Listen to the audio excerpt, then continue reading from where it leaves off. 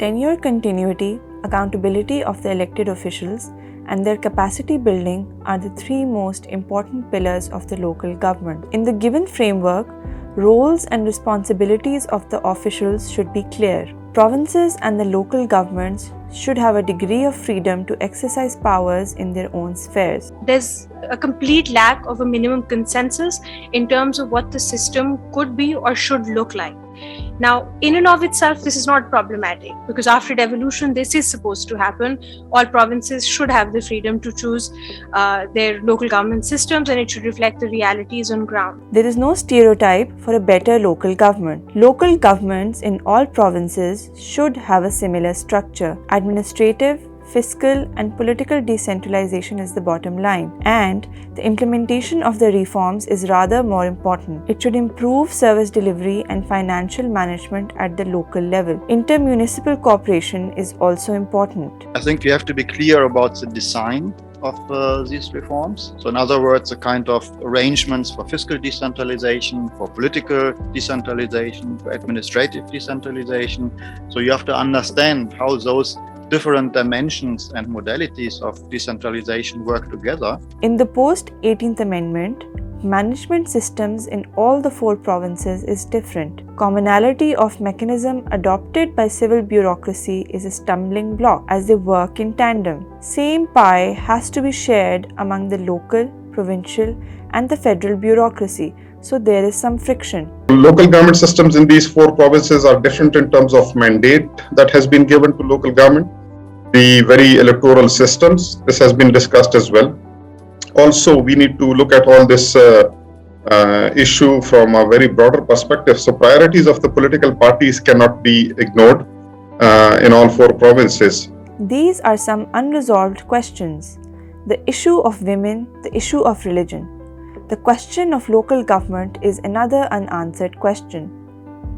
The local government is made subservient to the province rather than accepting it as the third tier of government. This is a bipolar arrangement due to frequent dictatorships in the country. In 2008, with the restoration of the constitution, provinces make the necessary enactments. The present regime in Sindh want to make the local government strong. There should be structural commonalities under the principles of federalism. The KP model is different from the rest, and now Punjab is following suit. All that work should be done under the wings of the federal government headed by the Prime Minister. Zoning is also important because land use is in chaos today. Now, thousands of teachers and other employees are being put under the mayor. This is a total lack of dialogue. 18th Amendment is something that is very important for the way this country, the country's origin, its narrative, its origin story, that it's a federation, must remain as a federation. Local Government Act 2013 was drastically amended in 2019. Minimum structure along with tiers should be defined and communicated through common nomenclature. Minimum consensus should also be developed on functions. Allocation of federal transfers to the local government should also be defined. Maintaining continuity is important. Unfortunately, political governments disrupt the system for which large political parties are responsible. Structure पे एक consensus होना चाहिए. ये मेरी recommendation है. अगर political parties किसी दूसरी इसके अलावा की लेवल्स पे एग्री करते हैं, नॉमेनक्लेचर पे एग्री करते हैं, लेकिन कम से कम लेवल्स एक होने चाहिए अक्रॉस पाकिस्तान और नाम भी एक होने चाहिए across Pakistan. Along with the spirit of the constitution, letter of the constitution should also be written. Enforcement regime should also be written in the constitution.